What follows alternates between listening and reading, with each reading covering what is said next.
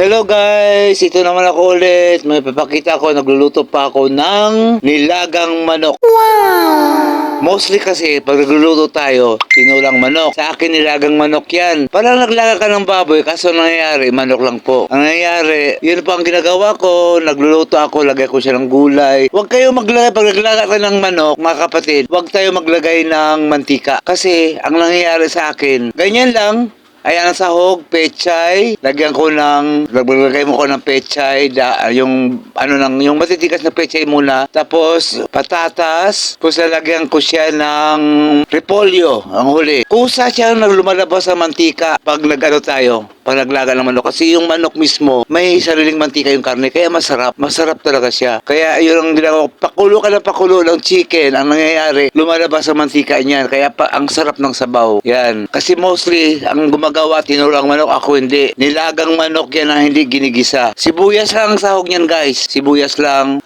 Patatas.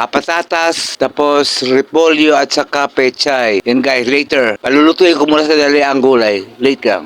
Ayan na guys. Puksa ko na. Ayan na. Wow! Kumulo lang kumulo. Ayan guys, luto na. Makikita nyo yan, pati mga laman ng chicken. Ayan, ang dami guys. Ayan, oh. Kita nyo yan? Oh. Yan ang ginagawa ko. Huwag kang maglagay kasi ang karne kasi may sarili na mantika yan eh. Tingnan mo, masarap na siya. Yummy.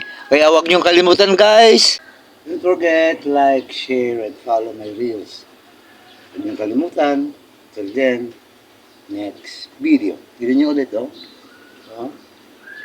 Wala yan siyang nilagay ng mantika. Mantika mismo ng chicken lumalabas pag nagpakulo ka. Hindi mo kailangan maglagay ng mantika. Mismo mantika ng karne. Kaya masarap. Masarap talaga siya.